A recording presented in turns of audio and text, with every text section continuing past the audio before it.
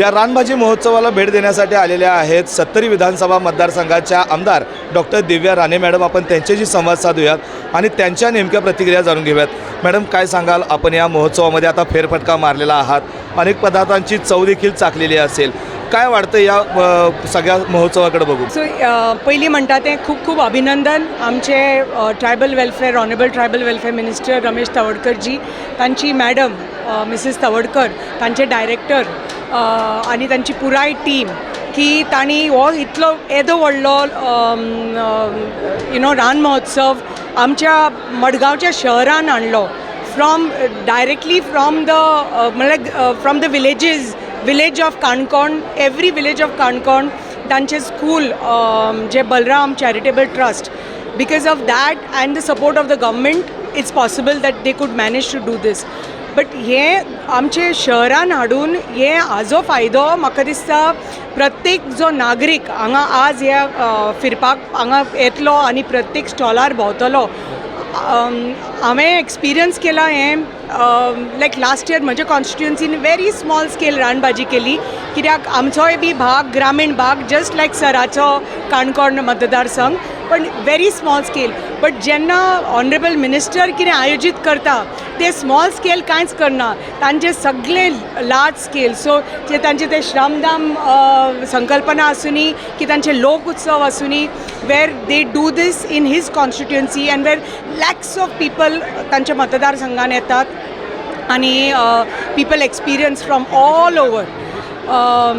So it is very heartening to see the support that sir is getting, and I'm very thankful and खूप आभारी की ताणी आमच्या शहरान हाडले, because they have involved the school students who are the future. because हे तर परंपरा, ही आमची संस्कृती, ही आमची दायज, आमचे हे रानभाजी आमचे ह्या आमच्या पूर्वजांनी राखिल्ली संपत्ती. ही संपत्ती आमची आरोग्याची संपत्ती, आमची निसर्गाची संपत्ती, ही तर राखपाक जाय जाल्यार हे फुडल्या नेक्स्ट जनरेशन आनीच राखपाची. पूण तांकां जेन्ना जे पर्यंत कळना इम्पॉर्टन्स ऑफ द रानभाजी, ते म्हणसर they are not going to act on it. आज म्हाका दिसता अशे फंक्शन्स करून आमच्या ह्या भुरग्यांक they will understand the importance, because how nutritious it is, how healthy it is.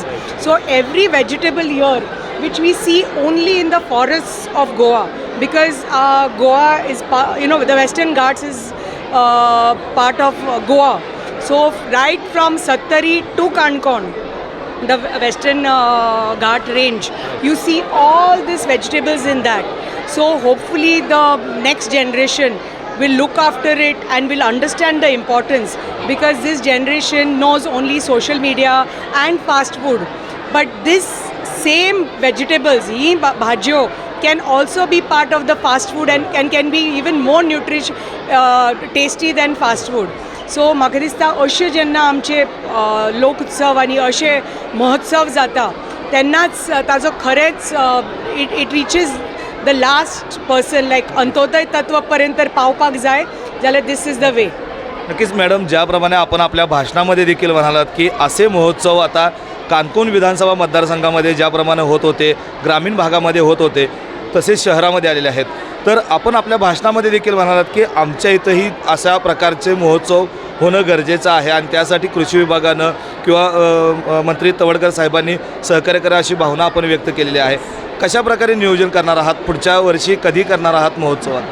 मी म्हटलं की ह्या वर्षी मडगाव केलं, but the same way, even larger, I think, will be very happy to have host every person from Kankon in the capital city of Goa, that is Panji. So it reaches like every nook and corner of India, because all the tourists that come into Panjim city, so the tourists can come. I mean, the locals will know. Today we see most of the people here are the locals from Salset, from Madgaon, from neighboring constituencies of Madgaon, and of course Kankon.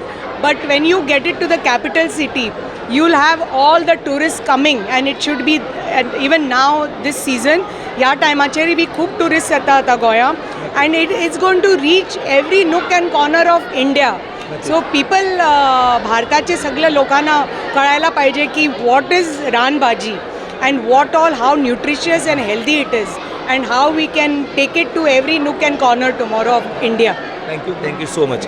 तर आपण पाहिलं की रानभाजी महोत्सव जे कानकोन विधानसभा मतदारसंघातून सुरू झालेलं होतं ते फक्त आता त्या ग्रामीण भागापुरतं मर्यादित न राहता संपूर्ण गोवा राज्यामध्ये असे महोत्सव होणं गरजेचं आहे आणि त्या माध्यमातून गोवा राज्यामध्ये येणारे जे पर्यटक आहेत देशभरातून असतील जगभरातून असतील या पर्यटकांना देखील रानभाज्यांचं महत्त्व कळावं हा उद्देश ठेवून संपूर्ण गोवा राज्यभरामध्ये किंवा पणजी जी राजधानी आहे या राजधानीमध्ये असं मोठं महोत्सव आयोजित केलं जावं अशी आशा डॉक्टर दिव्या राणे मॅडम ज्या 70 विधानसभा मतदारसंघाच्या आमदार आहेत त्यांनी आपल्यासमोर बोलताना व्यक्त केलेला आहे.